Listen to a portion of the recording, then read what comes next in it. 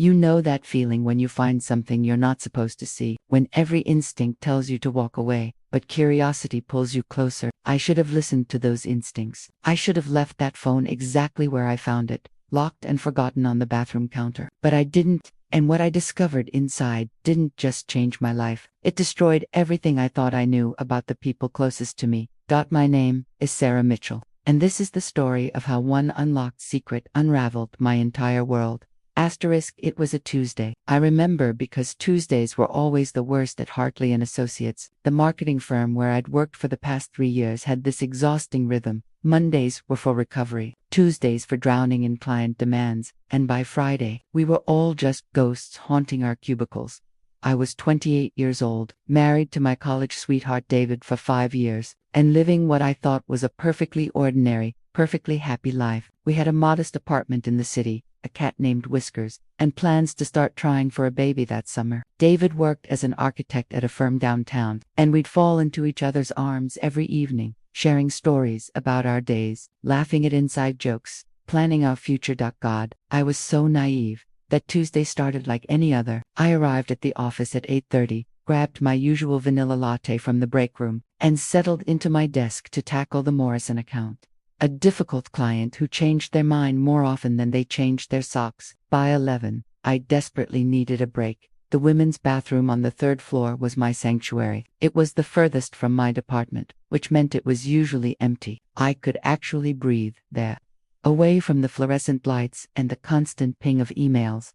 I pushed open the door, and that's when I saw it. A phone, an iPhone with a rose gold case, sitting on the marble counter next to the sink. Someone had clearly left it behind, probably in a rush. It happened all the time in office buildings. The responsible thing would be to take it to reception, let them handle it through the lost and found. I picked it up, planning to do exactly that. The screen lit up at my touch. No lock screen, no password. It was completely open. And that's where I made my first mistake. Instead of immediately taking it downstairs, I glanced at the screen, just a glance, just to see if there was any identifying information. I told myself to help return it to its owner faster. The messaging app was open, and the most recent conversation made my blood run cold. Did you tell her yet? No, I can't. Not yet. She'd never understand. You have to. This has gone on long enough. What we're doing, it's not fair to anyone. I know, but the timing, there's never going to be a right time. She deserves to know the truth. My hands started shaking. I should have stopped reading. I should have locked the phone, taken it to reception, walked away. But I didn't. I scrolled up, my heart hammering against my ribs. The conversation went back months of secretive messages, coded language, meetings arranged in parking garages and cheap hotels, plans made behind someone's back, lies layered upon lies. And then, I saw the name at the top of the chat. David, my husband. The phone slipped from my hands and clattered against the sink. I grabbed it before it could fall to the floor, my breathing coming in sharp gasps. This couldn't be right. This had to be a different David. A coincidence. There were probably dozens of Davids working in this building. But then I saw the contact photo. It was small, barely visible, but I'd know that smile anywhere. The photo was taken at our wedding. David in his navy suit, me in my white dress, both of us laughing at something my father had said. Someone had cropped me out of the picture. Someone had my wedding photo on their phone, and had cropped me out. I scrolled through the messages with trembling fingers, my vision blurring with tears I refused to let fall. Not here, not in the office bathroom where anyone could walk in. The messages painted a picture I didn't want to see. Secret meetings every Thursday. The nights David said he had late client presentations, weekend trips disguised as architecture conferences, intimate details that made my stomach turn, and plans for a future that didn't include me. After she finds out, we can finally be together properly. One message read, no more hiding, no more lies. I want that more than anything. David had replied, but I need to do this right. I need to tell her face to face. She deserves that much. How generous of him. I don't know how long I stood there, reading through months of betrayal. It could have been minutes or hours. Time had stopped meaning anything. My perfect life, my perfect marriage, my perfect future, all of it was a lie. A carefully constructed facade that was crumbling around me with every message I read. Finally, A sound in the hallway jolted me back to reality. Voices approaching. I quickly locked the phone and shoved it into my blazer pocket. I couldn't let anyone find me like this, mascara streaked and broken. In the third-floor bathroom, I splashed cold water on my face, took a deep breath, and looked at myself in the mirror. The woman staring back at me was a stranger. She looked like Sarah Mitchell, but Sarah Mitchell's life made sense. Sarah Mitchell was happily married. Sarah Mitchell had plans and dreams and a future. This woman had nothing but a phone full of lies and a choice to make. I could confront David immediately, throw the evidence in his face, and demand answers. Or I could be smart about this. I could figure out who owned this phone first. I could learn everything before making my move. In that moment, standing in that bathroom with my world falling apart, I made my second mistake. I decided to keep the phone. I couldn't go back to my desk. I couldn't sit there and pretend to care about the Morrison account when my marriage was imploding. I grabbed my purse, told my supervisor I was feeling sick, which wasn't a lie, and left the building. The subway ride home was a blur. I sat in a corner seat, the stolen phone burning a hole in my pocket, while the city rushed past the windows. Every station, every stop, I expected someone to tap me on the shoulder and demand I return what I'd taken, but no one did. No one even looked at me. At home,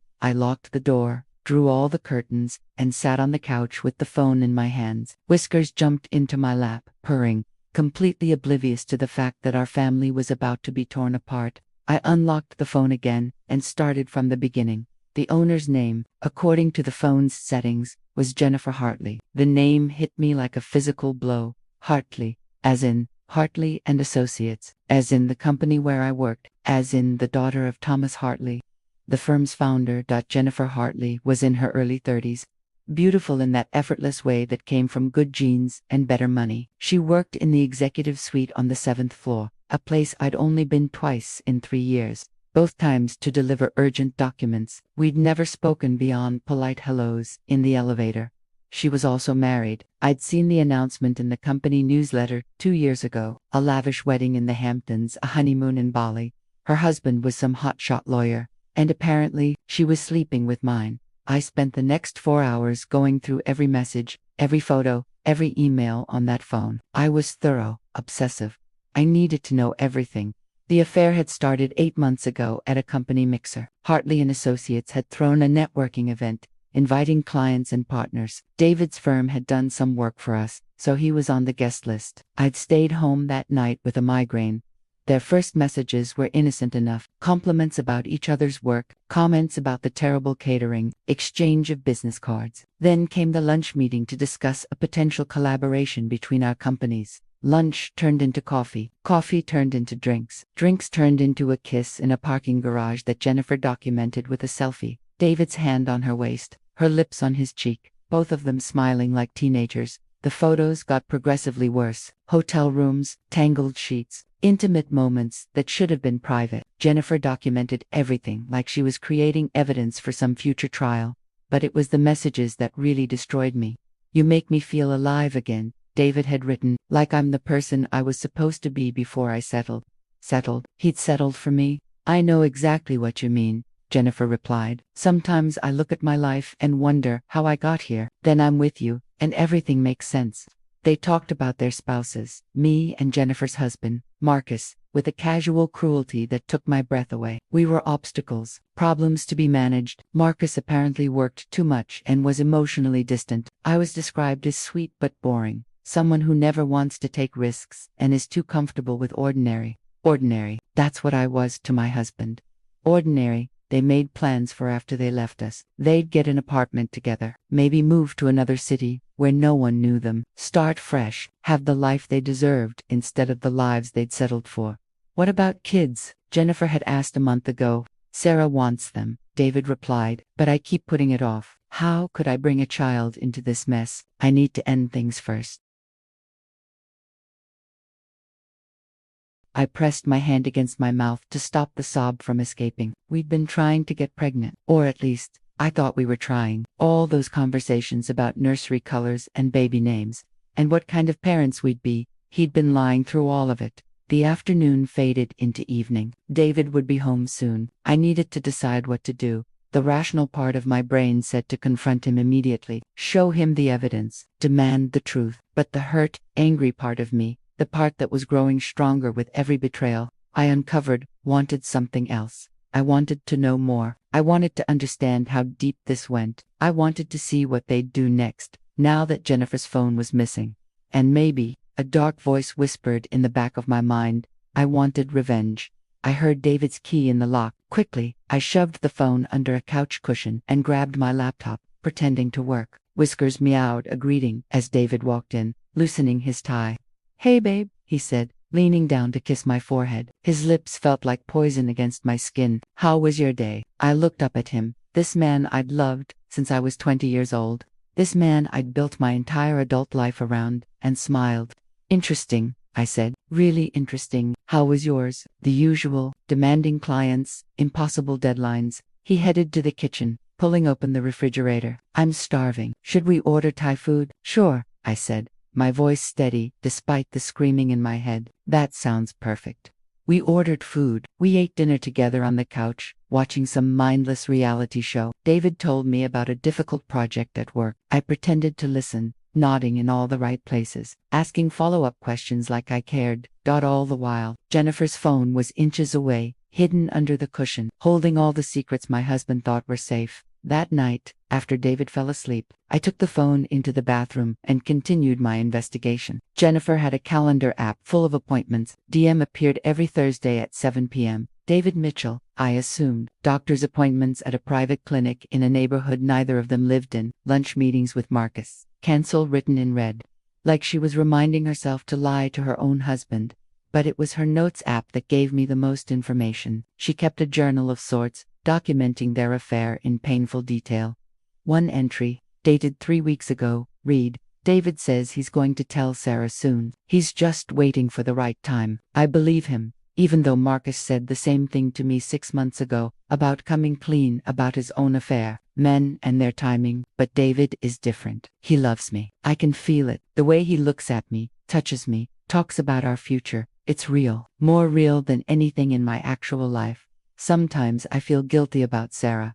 I've seen her around the office. She seems nice, normal, the kind of woman who packs her lunch in Tupperware and reads books on the subway, basic, safe, everything I used to think I wanted before I realized how suffocating safe can be. But I can't think about her. This is about me and David, about two people who found each other despite the world trying to keep them apart. That's romantic, isn't it? Or am I just trying to make myself feel better about being the other woman? God, I hate that term, the other woman, like I'm some secondary character in someone else's story. This is my story. David is my future. Sarah is just the past he hasn't finished with yet. I read that entry 3 times, each word cutting deeper than the last. Basic, safe, suffocating the past. He hasn't finished with yet. That's what I was to them. An inconvenience, a chapter that needed to be closed before they could start their real story. Rage burned through me. Hot and sharp and clarifying. I'd spent 5 years building a life with David, 5 years of compromise and sacrifice and unwavering support. When his firm almost let him go during the recession, I worked 2 jobs to keep us afloat. When his father died, I held him through countless nights of grief. When he wanted to take that expensive continuing education course, I put my own career development on hold so we could afford it. And I was basic, safe, ordinary. No, they didn't get to do this. They didn't get to destroy my life and walk away into some sunset together while I picked up the pieces. I've made my 3rd mistake that night. I decided to play their game, but by my rules. The next morning, I woke up with crystal clarity. David was in the shower, singing off-key like he always did, like nothing in the world was wrong, like he wasn't planning to blow up our marriage and run off with his boss's daughter. I picked up Jennifer's phone and composed a message to David. Hey, I lost my phone yesterday, using a friend's to reach you. Can we meet today? Need to talk. It's important. 1 p.m. at our usual place. I hit send before I could second-guess myself.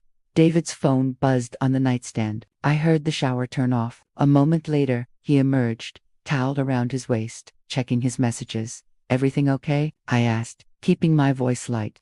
Yeah, just work stuff, he said, typing a response. Actually, I might need to take a long lunch today. Client emergency. On a Wednesday. Wednesday wasn't their usual Thursday meet day. Yeah. You know how it is. Architecture never sleeps. He smiled, that boyish smile that used to make my heart flutter. Now, it just made me sick. Of course, I said. Handle your emergency. I'll probably work through lunch anyway. He kissed me goodbye, a quick peck, nothing lingering, and left for work. The moment the door closed, I checked Jennifer's phone for his response. 1 p.m. works. I'll be there. Everything okay? You sound worried. Just need to see you, I typed back. Miss you. Miss you too. Can't wait. I had 6 hours to prepare. First, I called in sick to work again. Then I drove across town to a big box store where nobody knew me. I bought a prepaid phone, a small camera that could fit in a purse, and a digital voice recorder. Cash only. No trail. The usual place, according to Jennifer's calendar and previous messages, was a boutique hotel in a business district 20 minutes from downtown. The Riverside Inn, small, discreet, expensive, the kind of place where people minded their own business. Arrived at 12:30 and parked across the street where I could see the entrance. At 12:45, Jennifer's car pulled up, a sleek BMW that probably cost more than I made in a year. She stepped out looking effortlessly elegant in a cream pantsuit, her dark hair falling in perfect waves. She walked into the hotel like she owned it. Probably a regular customer. At 5 minutes to 1, David's car arrived. I watched him check his reflection in the rearview mirror, run a hand through his hair, take a deep breath. He looked nervous, excited. He looked like a man in love, just not with me. I waited 15 minutes after he went inside, then followed. The lobby was all marble and soft lighting, designed to be forgettable. A bored desk clerk barely glanced at me as I walked past toward the elevators. Jennifer's messages had mentioned room 412, their regular spot. I took the elevator to the 4th floor and walked down the carpeted hallway until I found it. I could hear them through the door, not words, just the low murmur of voices. I pulled out my phone and called David. The murmuring stopped. I heard his ringtone, the guitar riff from that rock song he loved, then his voice, slightly breathless. Hey Sarah, what's up? Just calling to check in, I said sweetly. You sound out of breath. Is the client meeting going okay? A pause. Yeah. It's just, we're going over some intense revisions, lots of back and forth. You know how it is. I do, I said. Well, don't work too hard. Love you. Another pause, longer this time. Love you too. I hung up and waited. A minute later, I heard Jennifer's laugh, then David's, then silence. I didn't need to hear more. I didn't need to imagine what they were doing in there. I had all the evidence I needed on Jennifer's phone. This was just about confirming it was real, making sure I wasn't crazy, making sure I had every right to do what I was about to do. I went back to my car and waited. They emerged an hour later, separately. Jennifer first, checking her surroundings before walking to her car, with her phone pressed to her ear, someone else's phone.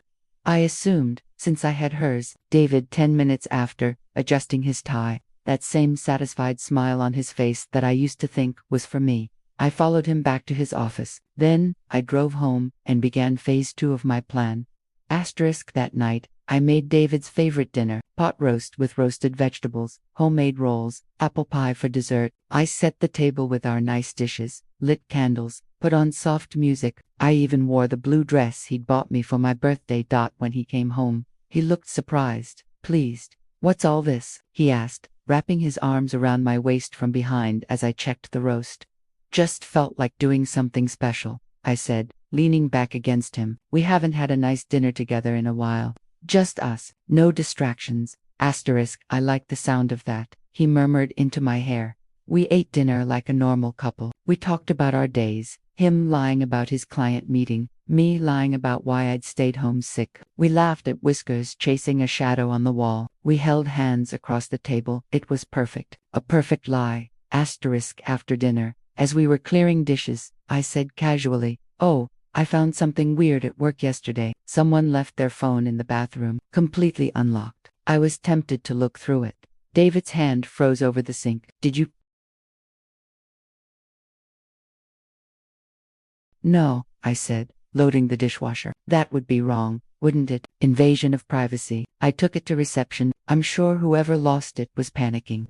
He visibly relaxed. Yeah, that was the right thing to do. You're always doing the right thing, Sarah. It's one of the things I love about you." I smiled at him. I try.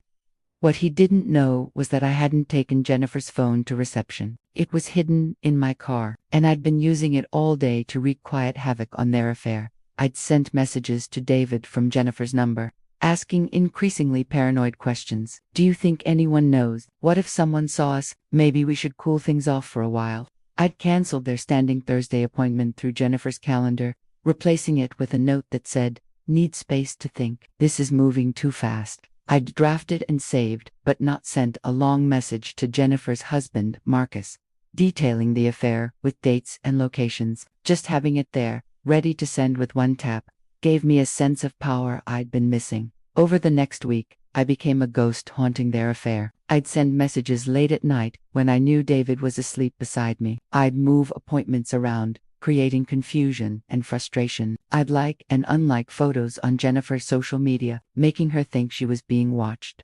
The effect was immediate. David became irritable, distracted. He'd check his phone constantly, frowning at the screen. Some nights he'd get messages that made him sigh or curse under his breath. When I'd ask what was wrong, he'd say it was work stress. One Thursday evening, their usual night, he came home early. I was in the kitchen making dinner when he walked in, threw his keys on the counter, and slumped into a chair.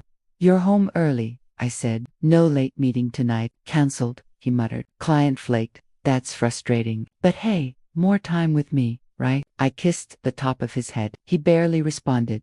Through Jennifer's phone, I watched their relationship strain. Their messages became tense. Accusations crept in. "Why are you being so weird?" David wrote. "I'm not being weird," I responded as Jennifer. "I'm being realistic. This is complicated. It wasn't complicated last week. That was before I started really thinking about what we're doing to our spouses, to ourselves. Since when do you care about our spouses?" I let that message sit unread for hours, letting him stew in the question. When I finally responded, I wrote, "That's not fair. I've always cared. That's why this is so hard." Their certainty was crumbling, and I was the earthquake shaking the foundation.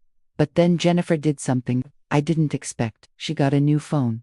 I realized something was wrong when the messages stopped. For 2 days, Jennifer's phone, the one I had, received nothing from David. No texts, no calls, no desperate attempts to reach her. Panic set in. Had they figured it out? Had Jennifer somehow realized her phone had been stolen, and not just lost? Had she put 2 and 2 together and figured out I was the one who'd found it? Worse, had she told David? I watched my husband carefully over those 2 days. He seemed lighter, less stressed. He whistled while making coffee. He kissed me goodbye with actual warmth. He even suggested we go out for dinner Friday night. Just the 2 of us. Something had shifted, and I didn't know what. Friday afternoon, I made a decision. I needed to know what was happening. So I did something risky. I went back to the office. I'd been sick for over a week. My supervisor had been understanding but was starting to ask questions. I told her I'd had a terrible flu but was feeling much better. She welcomed me back with a pile of work and a concerned comment about how stressed I looked. "Everything okay at home?" she asked. "Perfect," I lied. "Everything's perfect." I buried myself in work, trying to act normal, but all I could think about was getting to the 7th floor, to Jennifer's office, to see if I could learn anything. At lunch, I volunteered to deliver some documents to the executive suite. My supervisor seemed pleased by my initiative. If she only knew, the 7th floor was intimidating. Plush carpets, original artwork on the walls, offices with actual doors instead of cubicles. This was where the money worked, where people like Jennifer Hartley lived in a completely different world from people like me. Her office was at the end of the hall. The door was open. I could see her inside, on the phone, laughing at something the person on the other end said. She looked radiant, happy, not like someone whose affair was falling apart. I lingered near her door, pretending to read something on my phone, straining to hear her conversation. "No, it's perfect timing, actually," she was saying. "Everything is falling into place, better than I could have hoped." My blood ran cold. I know. I was worried too. But it turns out, losing my phone was the best thing that could have happened. It gave me clarity, made me realize what I really want. She paused, listening. "Yes, I'm sure. I've never been more sure about anything. This weekend, we'll do it this weekend." Another pause. "Stop worrying. David is completely on board. We talked it all out. No more hiding, no more lying. We're ready." I backed away from her door, my heart hammering. This weekend. They were going to do it this weekend. He was going to leave me this weekend. I made it back to my desk before I vomited into my trash can. My supervisor rushed over, concerned. Sarah, maybe you came back too soon. Go home, rest, we'll manage.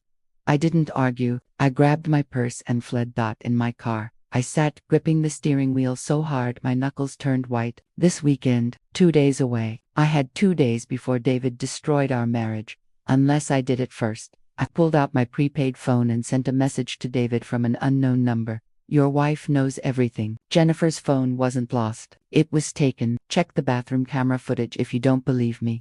There was no bathroom camera footage, but he wouldn't know that, not immediately. Then I sent a message to Jennifer's new number. I'd found it by calling her office and asking her assistant for her contact information, claiming I needed to coordinate something for the Morrison account. Your husband knows about David. Someone sent him proof. He's planning to confront you tonight. I didn't wait to see their responses. I drove home, dragged Jennifer's phone from its hiding spot, and made copies of everything, every message, every photo, every damning piece of evidence. I saved it all to a cloud drive, printed hard copies, made backups of the backups. Then I sat down with my laptop and wrote 2 emails. The first was to Marcus, Jennifer's husband. I'd found his work email easily enough. He was a partner at one of the city's biggest law firms. The email was detailed, factual, and backed up with screenshots. I didn't editorialize. I didn't need to. The evidence spoke for itself. The second email was to Thomas Hartley, Jennifer's father and the founder of Hartley and Associates. It contained the same evidence, along with a note about how his daughter had been using company time and resources to conduct an affair with a client's employee, potentially opening the firm up to all kinds of liability issues.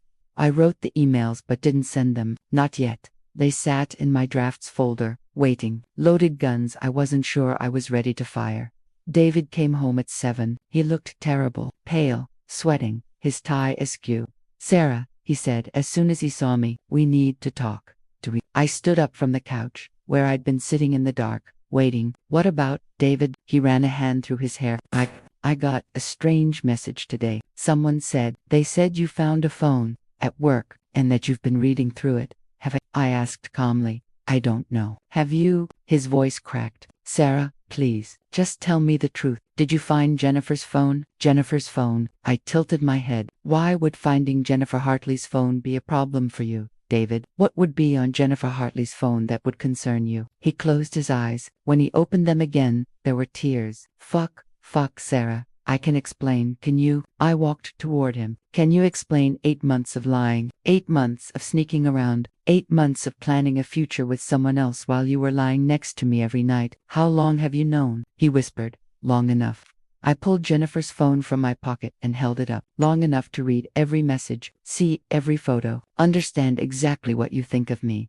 Basic, safe, ordinary. The woman you settled for. I never said, he started. You didn't have to say it to me. I screamed, all the rage I'd been holding in for over a week, finally erupting. You said it to her. You told your mistress that you settled for me, that I'm boring, that you're just waiting for the right time to leave me so you can start your real life. Sarah, please. When was it going to be, David? When were you planning to tell me? This weekend? Next month? Were you ever going to tell me? Or were you just going to keep stringing me along while you fucked her in hotel rooms? He was crying now. Proper sobbing. I'm sorry. God, Sarah, I'm so sorry. I never meant for this to happen. I never meant to hurt you, but you did. The words came out as a roar. You did hurt me. You're still hurting me, and you were going to hurt me worse by leaving me for her. I wasn't. He took a shaky breath. Okay. Yes. I was going to tell you. This weekend, Jennifer and I, we decided it was time to come clean to our spouses. We were going to end our marriages and be together properly.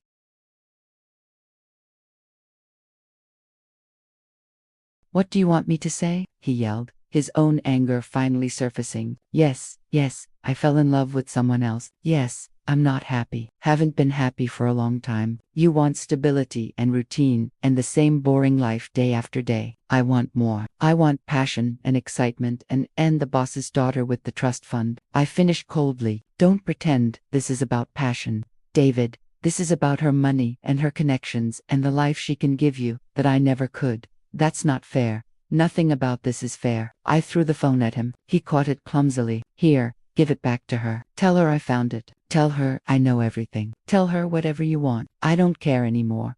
"What are you going to do?" he asked quietly. I looked at him. This man I'd loved. This man who'd promised to love me back. This stranger standing in our living room surrounded by the wreckage of our life together. "I don't know yet," I said honestly, "but you should pack a bag. You're not staying here tonight. Sarah, get out. David, get out, before I do something we'll both regret." He left. He actually left, packed a bag while I sat on the couch with Whiskers in my lap, staring at nothing. He tried to say something before he walked out the door, but I couldn't hear him over the ringing in my ears. The door closed. The apartment was silent. And then I cried. I cried for hours, curled up on the couch, while Whiskers purred against my chest, trying to comfort me in the only way he knew how. I cried for my marriage. I cried for my future. I cried for the children I'd never have with the man I'd thought was my forever. But I also cried with relief, because the waiting was over. The pretending was done. The truth was finally out in the open. Ugly and painful as it was, around midnight, I dried my tears, washed my face, and opened my laptop. I sent both emails. The next morning, my phone started ringing at 6 a.m. David's number. I didn't answer. He called 17 times before finally giving up and sending a text. "Sarah, please answer. Jennifer's husband showed up at her place last night. Her father called her at 3 a.m. Everything is falling apart. We need to talk about what you did." What I did, as if I was the one who destroyed everything. I blocked his number. My own phone kept buzzing. Friends asking if I was okay, if the rumors they'd heard were true. Apparently, news traveled fast in our social circle. I turned off my phone and spent the day in my apartment, eating ice cream and watching trashy TV, feeling both numb and raw at the same time. Sunday morning, there was a knock at my door. I looked through the peephole and saw someone I didn't expect. Marcus Hartley, Jennifer's husband. He was tall, well-dressed even on a Sunday morning, with the kind of commanding presence you'd expect from a top lawyer, but his eyes were red-rimmed, his jaw tight with barely controlled emotion. I opened the door. "Sarah Mitchell?" he asked, though he clearly already knew. "Yes, I'm Marcus Hartley. I think we need to talk." I let him in. What else was I going to do? We sat across from each other in my living room, two strangers bound together by betrayal. "I got your email," he said quietly. "Friday night, I was at a conference in Boston. I took the first flight home." "I'm sorry," I said, and meant it. "I know this must be. Don't." He held up a hand. "Don't apologize for telling me the truth. Apologize for the people who lied." We sat in silence for a moment. "How long have you known?" he asked finally. "A week and a half, since I found her phone, and you didn't confront them immediately." I shook my head. I needed to understand what was happening. I needed proof. And maybe I needed time to process it before everything exploded. "I confronted Jennifer last night," Marcus said. "She admitted everything, said she was planning to ask for a divorce this weekend anyway. She's in love with him, your husband. She thinks they have some great romance." His voice dripped with sarcasm on the last word. "David thinks so too," I said bitterly. "They think they're star-crossed lovers kept apart by boring, ordinary spouses who just don't understand them." "Jennifer told me I work too much," Marcus said, "that I'm emotionally unavailable, that she feels like she's drowning in a life she never wanted. David said I'm too comfortable with ordinary, that I don't want adventure or excitement." Marcus laughed, a harsh sound. "You know what's funny? I work long hours because I'm trying to build a future for us, for our family. Jennifer said she wanted to start trying for a baby next year, so I've been taking every case, every opportunity to make partner, to secure our financial future. And all that time, she was fucking someone else and planning to leave me." "We were supposed to start trying this summer," I whispered, "for a baby." David kept saying the timing wasn't right, but I thought he was just being cautious, responsible. I didn't know he was waiting to leave me first. We sat with that for a moment. Two people who'd built their lives on lies. "What are you going to do?" I asked. "Divorce her. Obviously, I already have papers being drawn up. My firm handles this kind of thing all the time," ironically. He smiled grimly. "What about you?" "Same. I can't stay married to someone who thinks I'm ordinary and boring and something to be settled for." Marcus nodded. "For what it's worth, I read through your email carefully. The evidence you gathered, that took intelligence and restraint. Nothing ordinary about that." "Thank you," I said softly. "There's something else," Marcus said, leaning forward. "Jennifer's father, Thomas. He got your email too." "I know. I sent it to him. He's furious. Not just about the affair, but about Jennifer, conducting it on company time, using company resources. Apparently, there's some clause in her employment contract about avoiding conflicts of interest and maintaining professional boundaries. She violated it spectacularly. Good, I said, and I meant it. He's called an emergency board meeting for tomorrow. I think Jennifer is about to lose her job, maybe more. Marcus stood up. I wanted to meet you face to face, to thank you for telling me the truth, and to tell you that if you need anything during your divorce, legal advice, references, anything, call me. He handed me his business card. We're in this together now, he said. The people left behind, we should look out for each other. After he left, I sat holding his card, feeling less alone than I had in days. Monday morning, I got dressed in my best suit and went to work for the first time since everything exploded. I walked into Hartley and Associates with my head held high, ready to face whatever came. The office was buzzing. People whispered in corners, went silent when I passed. Everyone knew. Of course, everyone knew. Office gossip spread faster than wildfire, and this was a 5-alarm blaze. I ignored them all and went to my desk. I had work to do, a life to rebuild, and I wasn't going to let anyone's judgment stop me. At 10 a.m., my supervisor called me into her office. Sarah, she said gently, I heard about what happened with David, and with everything else. I'm so sorry. Thank you, I said stiffly. I want you to know that we support you. Mr. Hartley has made it very clear that you did nothing wrong. You're a valued employee, and we want you to feel comfortable here. I appreciate that. There's going to be some changes around here, she continued. Jennifer Hartley is no longer with the company, and we'll be implementing new policies about workplace relationships and professional conduct. Jennifer was fired. Her father had actually fired her. I understand, I said. If you need any time off, any support, anything at all, please let me know. We're here for you. I made it through the day on autopilot. When 5 o'clock came, I packed up my things and headed for the elevator. That's when I saw her. Jennifer, emerging from her father's office, carrying a box of her belongings. Her face was blotchy from crying. Her perfect composure completely shattered. We locked eyes across the lobby. For a moment, I thought she might say something, apologize, maybe, or scream at me, or break down. But she just looked at me with something like hatred mixed with despair, then turned and walked out of the building. I never saw her again. That evening, David called from a number I didn't recognize. Against my better judgment, I answered. Sarah, he said, and he sounded wrecked. Please, we need to talk. There's nothing to talk about. Yes, there is. What you did sending those emails, destroying Jennifer's career, ruining everything. I ruined everything. My voice went cold. I didn't have an affair, David. I didn't lie for 8 months. I didn't plan to abandon my spouse. I told the truth. That's all I did. You were vindictive. You could have just confronted me privately. We could have handled this like adults. Instead, you went nuclear and destroyed Jennifer's life.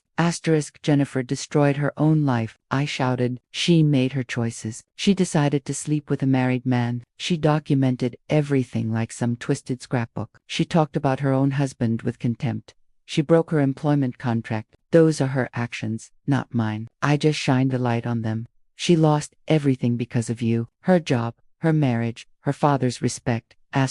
Good. She deserves to lose everything. Just like I did. Just like you made me lose. I was crying now, angry tears streaming down my face. You don't get to call me vindictive. You don't get to make me feel bad for refusing to be your doormat. I loved you, David.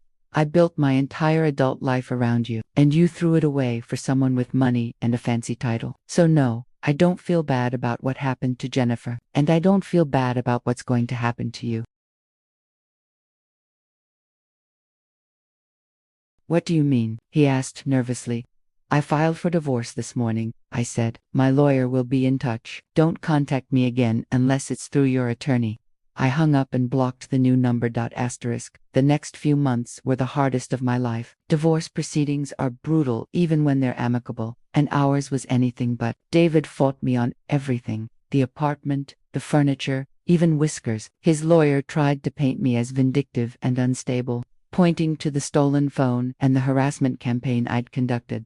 But I had Marcus's firm backing me up. They provided legal counsel pro bono, calling it professional courtesy. My lawyer was brilliant, pointing out that everything I'd done was simply revealing the truth, that David's affair had destroyed the marriage, not my discovery of it. In the end, I got the apartment. Most of our savings, David had been secretly funneling money into an account Jennifer had set up for their future together, which did not look good to the judge. And Whiskers. David got to walk away with his dignity in tatters, and his reputation destroyed. His architecture firm let him go quietly. Apparently, they'd decided that an employee who'd conducted an affair with a client's executive and caused that client to fire their own daughter was too much of a liability. Heard through mutual friends that he and Jennifer tried to make their relationship work after everything fell apart. But without the thrill of sneaking around, without the fantasy of forbidden love, they had nothing. They broke up within 3 months. Jennifer moved to California to start fresh. David moved back in with his mother. Me. I stayed in the city. I stayed at my job. I rebuilt my life piece by piece. Marcus and I became friends. Real friends. We'd meet for coffee once a week. Two survivors of betrayal trying to navigate the wreckage. He told me about his divorce, which was somehow even messier than mine. I told him about the panic attacks I was having, the nightmares, the difficulty trusting anyone. It gets easier, he promised. Not quickly, but eventually. He was right.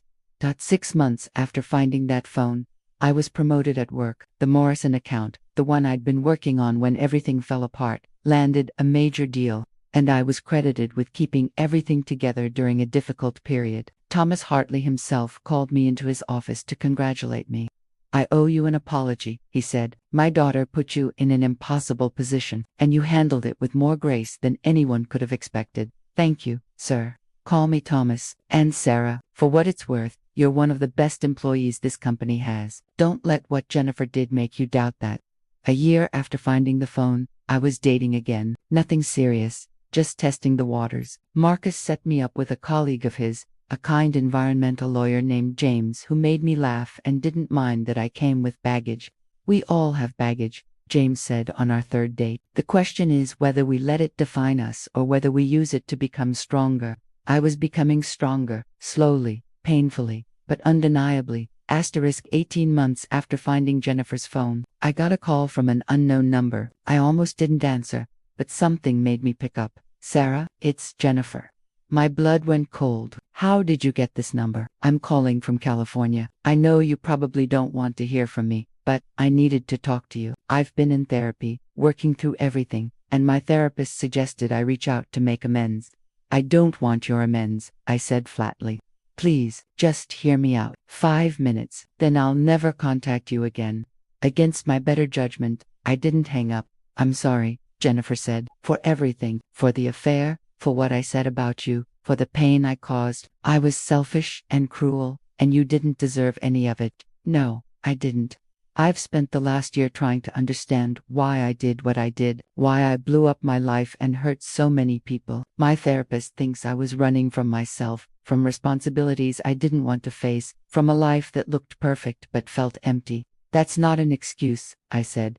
I know, I'm not trying to excuse it. I'm just trying to explain, and to apologize. You were innocent in all of this. You were just living your life, being a good wife, doing everything right, and I helped destroy that. I'm sorry. I was quiet for a long moment. I appreciate the apology, I said finally, but I don't forgive you. Not yet. Maybe not ever. What you did broke something in me that I'm still trying to fix.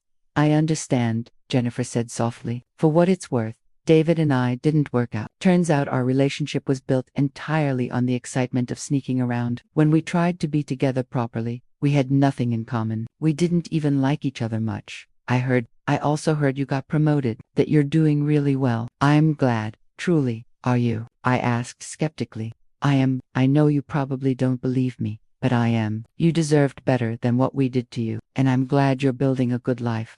After we hung up, I sat with the phone in my hand for a long time. I didn't forgive Jennifer. I wasn't sure I ever would, but I also didn't hate her anymore. I'd spent too much energy on hate, on anger, on bitterness. It was exhausting. I was tired of carrying it all. That evening, I took Jennifer's old phone. I'd kept it all this time, locked in a drawer like evidence at a crime scene, and I destroyed it. I wiped it clean, then took it to an electronics recycling center and watched them throw it into the shredder. That phone had given me the truth, but it had also given me months of pain, anger, and obsession. It was time to let it go. 2 years after finding the phone, I was sitting in my apartment, the one I'd fought for and kept. When my doorbell rang, I opened it to find Marcus standing there with a bottle of wine and a nervous smile. "Hey," he said, "I know we usually meet for coffee, but I was hoping we could talk, really talk." I let him in, curious. We'd been friends for 2 years now, meeting regularly, supporting each other through our respective divorces and recoveries, but something felt different tonight. We sat on the couch, glasses of wine in hand, and Marcus took a deep breath. "I need to tell you something," he said, "and I'm afraid it's going to change everything between us." My stomach dropped. "What is it?" "I have feelings for you," he said quickly, like he had to get it out before he lost his nerve. "Real feelings. I think I've had them for a while now, but I didn't want to acknowledge them because it felt wrong, like I was somehow betraying the friendship we've built, or taking advantage of your vulnerability, or, Marcus." I interrupted gently, "I have feelings for you too." He stared at me. "You do?" "I do. I have for months, maybe longer, but I was afraid to say anything, afraid you'd think I was just looking for a rebound, or that I was trying to replace David, or that I'd ruined the one good friendship that came out of this whole mess." We looked at each other, two wounded people who'd found each other in the wreckage of our old lives. "This is crazy," Marcus said. "We were thrown together by the worst circumstances, by our spouses cheating on us with each other. That's not exactly a romantic meet cute." "No," I agreed, "but we chose to be friends. We chose to support each other. We chose to heal together. That's more romantic than any meet cute." "What if we screw this up?" he asked. "What if we try this and it doesn't work, and we lose the friendship too? What if we don't try and spend the rest of our lives wondering what if?" He smiled then, really smiled, and leaned in to kiss me. It was gentle, tentative, nothing like the passion-filled kisses described in Jennifer's messages about her affair with David. It was better. It was real. "I need you to know something," I said when we pulled apart. "I'm still healing. I still have bad days. I still have trust issues and nightmares and moments where I panic for no reason." "I know," Marcus said. "I have all of that too. We can heal together. We can take this as slow as you need. And if it doesn't work, then we'll figure it out together." "But Sarah, I really think it might work." 6 months into our relationship, Marcus and I were having dinner at his place when he said something that made me freeze. "I need to tell you something about Jennifer," he said, "about our marriage, something I've never told anyone." "Okay," I said cautiously. "Jennifer didn't just cheat on me with David," he said slowly. "She'd been cheating on me for years, with multiple people. David was just the latest." I stared at him. "What?" "I found out about 6 months before you found her phone," Marcus admitted. "She'd been careless, left her laptop open, and I saw messages. I confronted her, and she admitted to several affairs throughout our marriage. Said she couldn't help it, that monogamy felt like a cage, that she loved me but needed excitement." "Marcus, why didn't you leave her then?" "I was going to," he said. "I told her I wanted a divorce, but she begged me to stay, promised to go to therapy, to work on our marriage. She cried and said she'd changed, that she'd been feeling lost, but now she understood what really mattered." "And you believed her?" I wanted to believe her. I'd invested 7 years into that marriage, and honestly, I was embarrassed. My whole career is built on being smart, seeing through deception, protecting people from being taken advantage of. How could I admit that my own wife had been playing me for years? "So you stayed." I stayed, but I also started documenting everything. Every time she went out, I tracked where she went, every expense, every late night at work, every suspicious text. I built a case against her like she was a hostile witness. "That's why your divorce was so messy," I realized. "That's why I destroyed her in the divorce. She didn't just lose the marriage, she lost almost everything. Half of her trust fund, the house, even some of her inheritance. My lawyers were ruthless because I gave them years of evidence. I processed this information, turning it over in my mind. "Why are you telling me this now?" "Because I need you to understand something about that phone you found," Marcus said, "about the messages between Jennifer and David." He pulled out his laptop and opened a folder. Inside were screenshots, hundreds of them. "I had access to Jennifer's cloud account," he explained. "She didn't know, but I'd been monitoring it for months. When her phone went missing, she thought all those messages were gone, but I had backups of everything." He turned the laptop to face me, and I saw messages I recognized. Messages between Jennifer and David, but also messages I'd never seen before. Messages where Jennifer talked about the plan. "Marcus is never going to agree to a simple divorce," she'd written to someone named Blake. He's too smart, too careful. He probably already knows something's up. I need to make him look bad. Make him the villain so I can get out clean.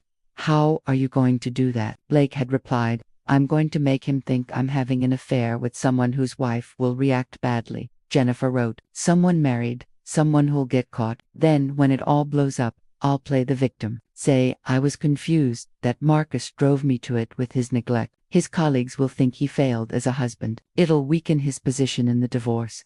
My hands started shaking. She set David up. She set you both up, Marcus corrected gently. She knew exactly what she was doing. She researched David's wife, you, and figured out you worked at her father's company. She arranged to meet David at that networking event. She pursued him deliberately, documented everything obsessively, and waited. Waited for what? For you to find out. She left that phone in the bathroom on purpose, Sarah. She knew you used that bathroom. She'd seen you go in there during your breaks. She left it unlocked, with the messages open, knowing you'd look, knowing you'd react exactly the way you did.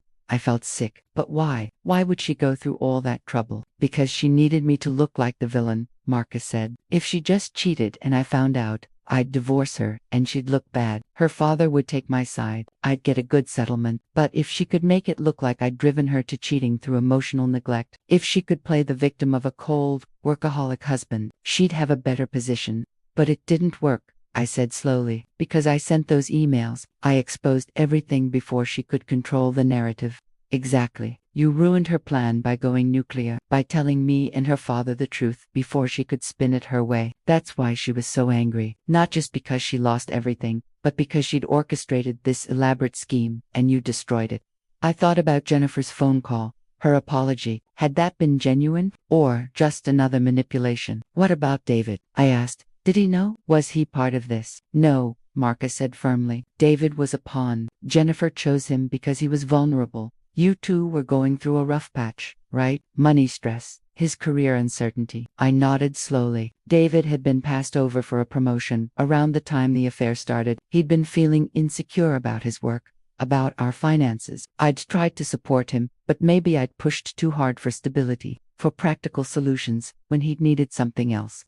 She targeted that vulnerability, Marcus continued, made him feel special, important, exciting. She love-bombed him until he was completely hooked. Then she documented everything, knowing you'd eventually find it. So everything, the affair, the messages, the hotel rooms, it was all theater, Marcus finished. Calculated theater designed to make you react, to make me look bad, to give her leverage in our divorce. I stood up, pacing his living room. I need to think. I know, it's a lot, and I'm sorry I didn't tell you sooner, but I needed you to be ready to hear it, and I needed to be sure about us before I told you.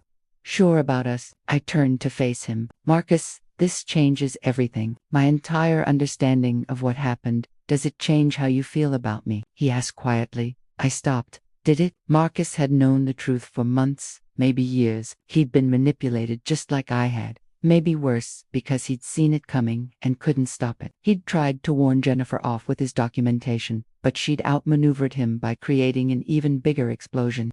No, I said finally. It doesn't change how I feel about you. But Marcus, David was a victim too, Marcus said. Not of the affair. He chose that, but of Jennifer's manipulation. She picked him specifically because she knew he'd fall hard and you'd react strongly. She used both of you. Asterisk the next day. I did something I never thought I'd do. I called David. Sarah. He sounded shocked to hear from me. We hadn't spoken directly in over a year. We need to meet, I said. There's something you need to know. We met at a coffee shop neither of us had ever been to before. Neutral territory. David looked older, worn down. His confidence was gone, replaced by something harder and more cynical. What is this about? He asked as we sat down. I told him everything Marcus had revealed, about Jennifer's history of affairs, about her plan, about how she'd targeted him specifically, manipulated him, used him as a pawn in her divorce strategy. David's face went through several emotions: disbelief, anger, denial, and finally, horrified realization. She played me, he whispered. This whole time, she was playing me. She played both of us. I corrected. She knew exactly what she was doing. She chose you because you were vulnerable, and because I'd react the way she needed me to react. But the things she said to me, about loving me, about our future together, were probably partially true, I admitted. I think she did enjoy the affair, the excitement, the attention, the drama, but the end goal was always her divorce from Marcus. You were a means to that end. David put his head in his hands. God, I'm such an idiot. I threw away our marriage for someone who was using me. You threw away our marriage because you chose to have an affair, I said firmly. Jennifer might have targeted you, but you made the choice to pursue her, to lie to me for months, to plan a future with her. Those were your decisions. David, own them. I know, he said miserably. I know, Sarah, I'm so sorry. For all of it, for betraying you, for hurting you, for being too stupid to see what was really happening. I appreciate the apology, I said. And for what it's worth, I forgive you. He looked up, surprised. You do? I do, not because what you did was okay. It wasn't. But because holding on to anger and bitterness was destroying me. I'm choosing to let it go. I'm choosing to move forward. Are you happy now? He asked hesitantly. I thought about Marcus, about the life we were building together, about my career, my apartment, my cat, my friends, about the person I'd become through all of this. Stronger, wiser, more careful, but not cynical. I am, I said honestly. It took a long time, and there were days I thought I'd never be happy again. But I am now. I'm glad, David said, and he sounded like he meant it. You deserve to be happy. You always did. I just wasn't the person who could make that happen.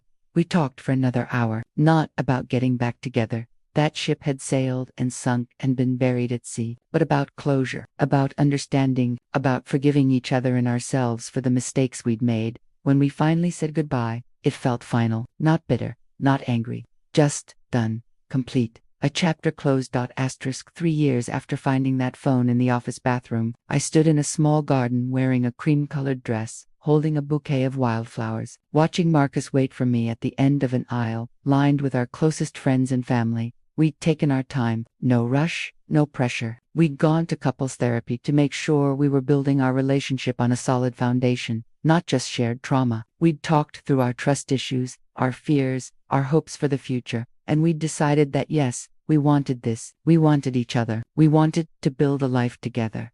The ceremony was small, intimate. My parents were there, crying happy tears. Marcus's mother, who I'd worried wouldn't accept me because of how we'd met, hugged me tight before the ceremony and said, "You're exactly what my son needs. Someone who understands his scars and loves him anyway." Thomas Hartley was there too. Surprisingly, he'd become something of a mentor to me at work. And when Marcus and I got engaged, he'd pulled me aside. I want to apologize again, he'd said, for my daughter's actions, what she did to you, to Marcus, to her marriage. I didn't raise her to be that person. I don't know where I went wrong. You didn't go wrong, I'd assured him. Jennifer made her own choices. They weren't your fault. He'd been grateful for that absolution, I think, and now he sat in the front row, watching his former son-in-law marry the woman his daughter had tried to destroy. There was poetry in that, dark as it was. As I walked down the aisle, I thought about the journey that had brought me here. The phone in the bathroom, the discovery of the affair, the pain, the anger, the revenge, the consequences, the slow healing, the unexpected friendship that became love. If someone had told me 3 years ago that I'd end up marrying Marcus Hartley, I would have thought they were insane. Our love story was born from betrayal and pain. But maybe that's what made it stronger. We'd seen each other at our worst, most broken, most vulnerable, and we'd chosen each other anyway. Marcus's face when I reached him was everything: love, relief, joy, and a little bit of disbelief, like he couldn't quite believe this was real. "Hi," I whispered as I took his hands. "Hi," he whispered back. "Ready for this?" "More ready than I've ever been for anything." We said our vows, honest ones, about choosing each other every day, about healing together, about building something new from the ashes of what we'd lost. No pretense about perfect love or easy romance, just truth. When we kissed, our friends cheered, and in that moment, standing there with this man who'd become my best friend, my partner, my future, I felt something I hadn't felt in years. Peace. 5 years after finding the phone, I sat in my office at Hartley & Associates, a real office now, with a door and a view. Head of the marketing department, reviewing the Morrison account's latest campaign. My phone buzzed. A text from Marcus. Doctor's appointment went well. Everything looks good. Baby is healthy. See you tonight. I smiled and texted back a heart emoji. We were having a baby. After 2 years of marriage, we'd decided we were ready. It hadn't been an easy decision. Both of us carried scars from our previous marriages, fears about bringing a child into a relationship that had such a complicated origin, but we'd worked through it together. Like we worked through everything. There was a knock on my office door. My assistant poked her head in. Sarah, there's someone here to see you. She says it's personal. Jennifer Hartley. My blood froze. Jennifer. After 5 years of silence, she was here. Should I tell her you're not available? My assistant asked, reading my expression. I thought about it. I could turn her away. I probably should turn her away. I owed her nothing. But I was curious. And I was no longer afraid of her. No, I said. Send her in. Jennifer walked into my office looking different from the polished executive I remembered. She was thinner, wearing jeans and a simple sweater, instead of designer suits. Her hair was shorter, her makeup minimal. She looked ordinary. Hi, Sarah, she said quietly. Jennifer, I gestured to a chair. This is unexpected. I know. I'm sorry to show up like this, but I'm only in town for today, and I needed to see you. Why? She took a deep breath. I'm getting married in 2 months. To someone I met in California, someone kind and honest and nothing like. She trailed off. Nothing like David, I finished. Nothing like who I was when I was with David, she corrected, or Marcus, or any of the men I hurt. Congratulations, I said carefully. Thank you. My fiancé knows everything about my affairs, about what I did to you and Marcus, about my father firing me. He knows all of it, and he loves me anyway. He's helping me be a better person. That's good. Really, I'm in therapy. Have been for 4 years now, working through why I did what I did, why I hurt people, why I needed drama and chaos instead of just being happy with what I had. I waited. There was clearly more. I came to ask for your forgiveness, Jennifer said. Real forgiveness, not just the polite kind you gave me on the phone years ago. I know I don't deserve it. I know what I did to you was unforgivable, but I'm trying to make amends, to take responsibility, and I can't move forward without at least trying. I looked at this woman who'd almost destroyed my life, this woman who'd manipulated and schemed and hurt so many people, this woman who looked genuinely remorseful. Do you know I'm married to Marcus? I asked. Jot. She nodded. I heard from my father. He says you're happy, that Marcus is happy, that you're good together. We are glad, she said, and sounded like she meant it. Truly, I know that's weird to say, given everything. But you deserved better than what David and I did to you, and Marcus deserved better than what I did to him. I'm glad you found each other. It wasn't exactly a fairy tale beginning, I said dryly. No, but maybe that's why it works. You both know what betrayal feels like. You won't do that to each other. We sat in silence for a moment.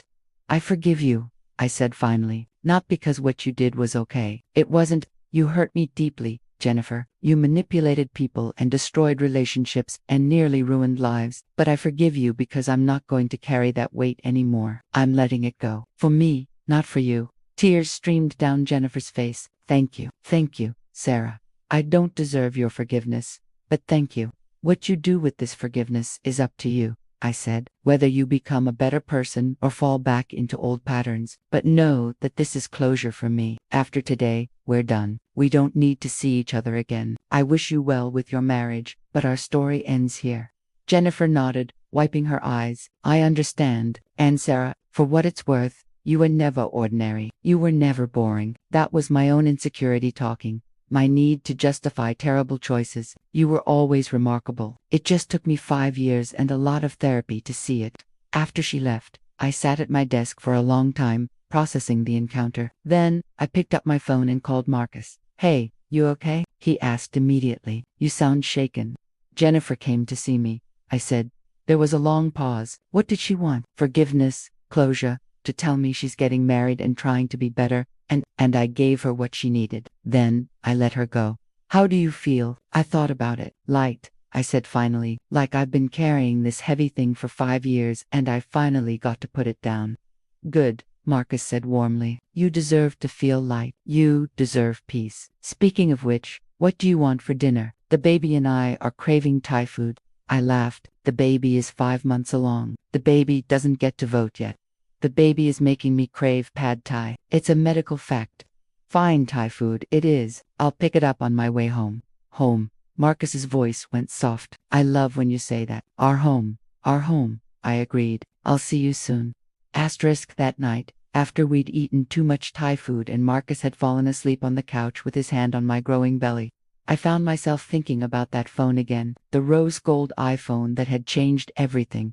5 years ago, I'd picked up that phone and made a choice. I could have taken it to reception. I could have walked away. I could have let someone else deal with it. But I didn't. I looked, and what I found destroyed my marriage, exposed an affair, cost people their jobs and relationships, and set off a chain of events that hurt so many people for a long time. I thought picking up that phone was the worst mistake of my life, just like the title of this story suggests. I thought my curiosity, my decision to look through someone else's private messages, was a terrible lapse in judgment that brought nothing but pain.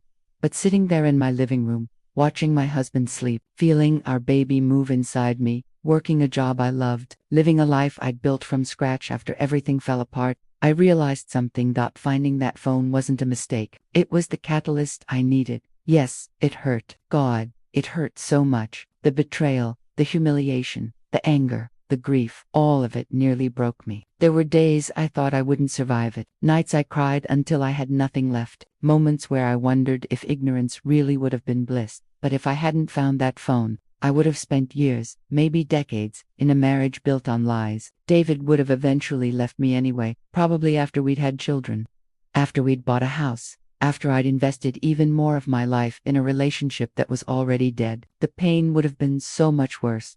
Finding that phone gave me the truth when I still had time to rebuild. It gave me the chance to choose myself, to fight for my dignity, to refuse to be a doormat. It brought Marcus into my life, this wonderful, complicated man who understood my scars because he bore the same ones. It taught me that I was stronger than I ever knew, that I could survive betrayal and come out the other side. That ordinary was something to be proud of, not ashamed of. That stability and loyalty and choosing someone every day was more romantic than any dramatic affair. Most importantly, it taught me that sometimes the worst moments of our lives lead us exactly where we need to be. I don't regret finding that phone. Not anymore. I don't regret looking through it, exposing the affair, sending those emails, burning everything down. Because from those ashes, I built something real, something true, something worth keeping. The phone is long gone, destroyed and recycled. But the lesson remains. Sometimes, we have to lose everything we thought we wanted to find what we actually need.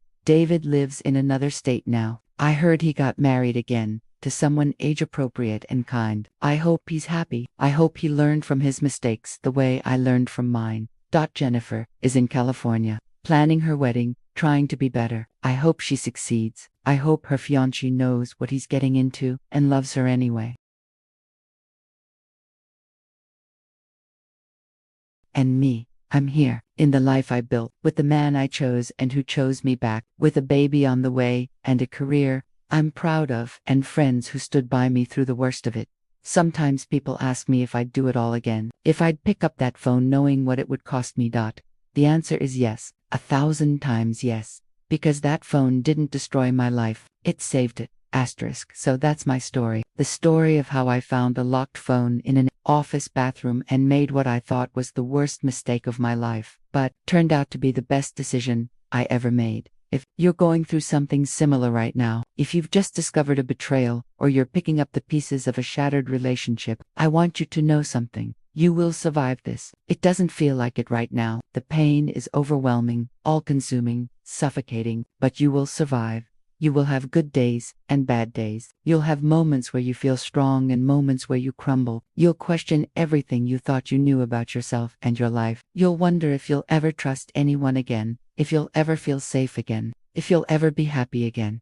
And slowly, so slowly, you might not even notice at first, you'll start to heal. You'll laugh at a joke and realize it's the first time you've laughed in weeks. You'll wake up one morning and the first thing you think about isn't the betrayal. You'll meet someone new and feel that flutter of possibility in your chest. You'll rebuild. You'll become stronger. You'll create a life that's more authentic, more true to who you really are. Because betrayal has a way of burning away all the pretense, all the compromises, all the ways we make ourselves smaller to fit into someone else's life. What remains after that fire? The real you, scarred, Yes, changed, absolutely. But real dot, and that's worth more than any perfect life built on lies. 5 years ago, I picked up a phone that wasn't mine. I made a choice that changed everything. And today, holding the life I've built from those broken pieces, I wouldn't change a single thing. Well, maybe one thing. I would have taken that phone to reception first, then stolen it back later. Would have saved me some guilt about the theft. But everything else, every painful, devastating, transformative moment, I'd do it all again in a heartbeat, because sometimes the worst mistakes are exactly what we need to find our way home. Thank you for listening to my story. I hope it helps someone out there who's going through their own worst moment. Remember, you're stronger than you think. The pain is temporary. And on the other side of betrayal lies a life more true than anything you've ever known. This is Sarah Mitchell, signing off. And if you ever find a phone in a bathroom, well, that's your choice to make. Just know that whatever you choose, you'll survive it. You'll survive, and you'll become someone even better than you were before. Good luck out there. You're going to need it. But more importantly, you're going to make it. I promise.